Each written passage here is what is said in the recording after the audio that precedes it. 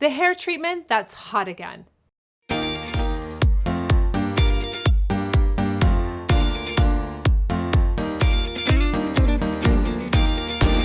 All right, ladies, welcome back to my channel. So the word perm brings up a lot of probably negative feelings and experiences and thoughts and visuals, right? I remember when I had my first perm and it wasn't cute. Lots of tight rods. My hair looked like, I felt like a walking Q-tip.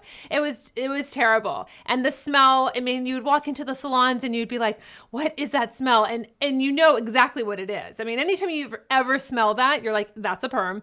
So now we have a new modern perm that is back on the scene called American Wave. So if you're dealing with limp hair, if you're dealing with lifeless hair, this is a great treatment for you to get that volume. And it's more customized to wanting your hair to be able to, this is how they're positioning it. They want you to be able to let your hair air dry and have those beachy waves. That's the perm it is. So in the 80s, the perm was basically one size fits all. Everybody got the same crazy perm, right?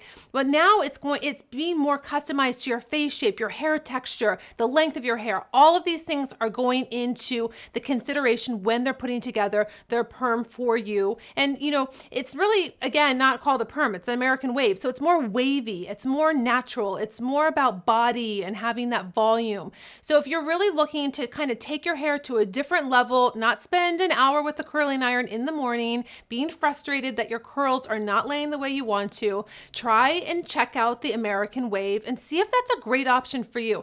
I'm really excited about all of these new innovative things that are happening in 2019. Our beauty is being so elevated, ladies. This is so exciting. So check it out. Leave a comment below. Have you tried it? Do you want to try it? Are you scared to try it?